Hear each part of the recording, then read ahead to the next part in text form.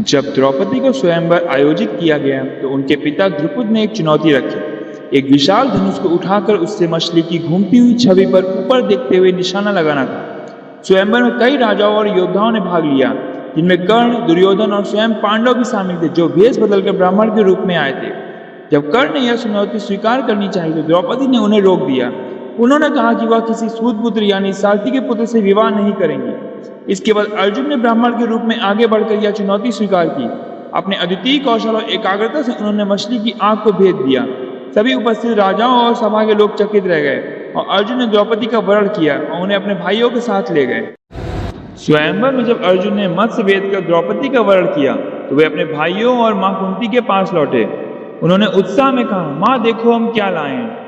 कुंती बिना यह देखे कि वह क्या लाए सहज भाव से कह बैठी, जो भी लाए हो उसे आपस में बांट लो।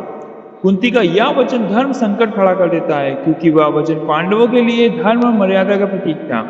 द्रौपदी को पांचों भाइयों में बांटना एक असामान्य स्थिति थी।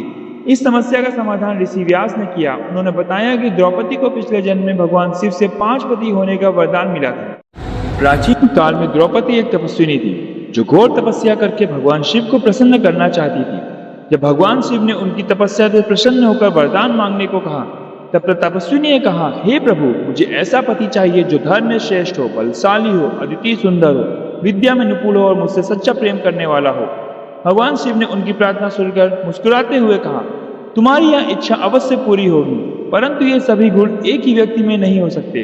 इसलिए अगले जन्म में तुम्हें 5 ऐसे पति मिलेंगे जिनमें से प्रत्येक में ये अलग अलग गुण होंगे। इस प्रकार भगवान शिव के वरदान के अनुसार अगले जन्म में द्रौपदी राजा द्रुपद की पुत्री के रूप में जन्मी और द्रौपदी का विवाह पांडवों से हुआ। दुर्योधन, जो पांडवों से ईर्ष्या करता था, उसने शकुनी की मदद से उन्हें जुए में हराने की योजना बनाई, क्योंकि शकुनी जानता था कि उनके पास जादुई शक्तियां हैं जिससे वह पासा हमेशा अपनी इच्छा अनुसार घुमा सकता था। युधिष्ठिर को दूध कीड़ा यानी जुए के खेल में भाग लेने के लिए मजबूर किया गया। पहले युधिष्ठिर ने अपनी संपत्ति दांव पर लगाई और धीरे धीरे सब कुछ हार गए। फिर उन्होंने अपने भाइयों और खुद को भी दांव पर लगा दिया।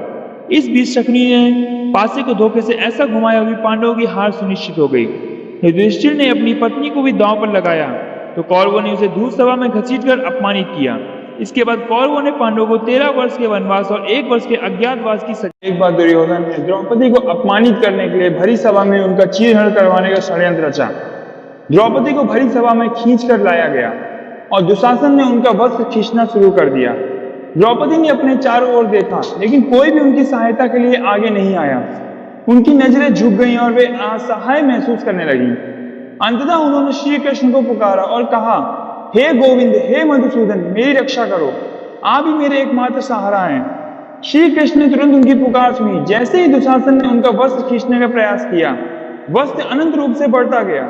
वह थक गया, लेकिन द्रौपदी का चीर समाप्त नहीं हुआ। ये भगवान श्री कृष्ण की कृपा का प्रत्यक्ष प्रमाण था।